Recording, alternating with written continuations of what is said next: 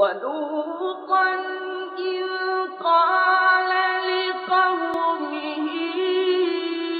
أَتَأْتُونَ الْفَاحِشَةَ مَا سَبَقَكُم بِهَا مِنْ أَحَدٍ مِّنَ الْعَالَمِينَ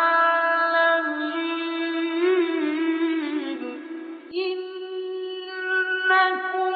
لَتَأْتُونَ الرِّجَالَ شَهْوَةً مِّن دُونِ النِّسَاءِ بَلْ أَنتُمْ قَوْمٌ مُّسْرِفُونَ وَمَا كَانَ جَوَابَ قَوْمِهِ إِلَّا أَن قَالُوا أَخْرِجُوهُم مِّن قَرْيَتِكُمْ ۖ إِنَّهُمْ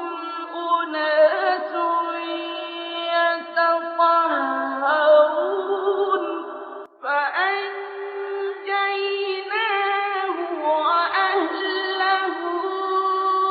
إِلَّا امْرَأَتَهُ كَانَتْ مِنَ الْغَابِرِينَ وَأَمْطَرْنَا عَلَيْهِم